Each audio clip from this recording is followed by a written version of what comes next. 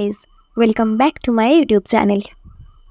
কিছুদিন আগেই আমরা গিয়েছিলাম দীঘা, আর সেখানে গিয়েই দুটো দিন ঠিক কীভাবে কাটালাম সেটাই আজ তোমাদের সাথে শেয়ার করব আমার এই ব্লগে। ওই বেলা 11:15 নাগাদ আমাদের জার্নি শুরু হয়।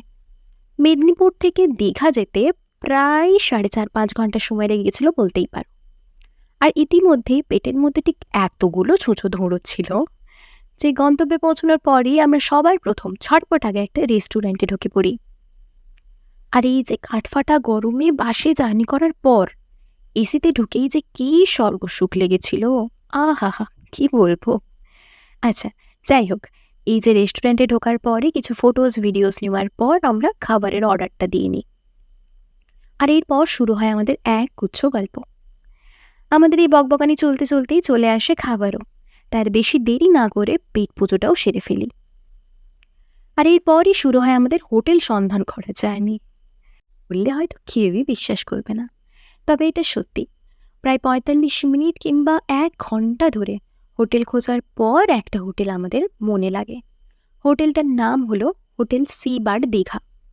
হোটেলটা যে কেন মনে লেগেছিল আমাদের সেটাও তোমরা বুঝতে পারবে ভিডিওটা শেষ পর্যন্ত দেখলে।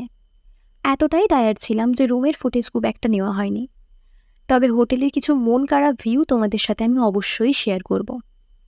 এই যে দেখো, এক পাশে ছিল সুইমিং পুল আর অন্য পাশে ছিল বসার জায়গা, যেটা খুব সুন্দর করে সাজানো। এরপরেই আমরা ফ্রেশ ট্রেশ হয়ে নিয়ে আমরা একটু রেডি হয়ে নিই বেরোবো বলে।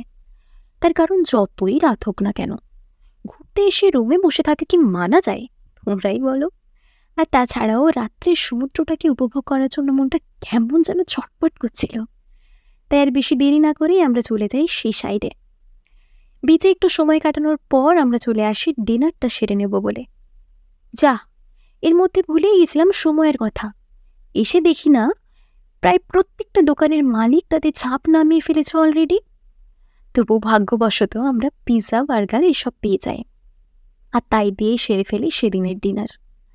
আর ডিনার করার পর আমরা ফিরে যাই রুমে, আর তারপর চলে যাই সোজা ঘুমের দেশে। এটাই ছিল আমার দীঘাতে প্রথম দিন। আর দীঘাতে দ্বিতীয় দিন আমরা কী কী করলাম সেটা জানতে হলে অবশ্যই চ্যানেলটাকে সাবস্ক্রাইব করে রেখো। আর আমার এই ভিডিও ভালো লাগলে অবশ্যই ভিডিওটিতে লাইক দিও। তো দেখা হচ্ছে পরের ব্লগে। টাটা।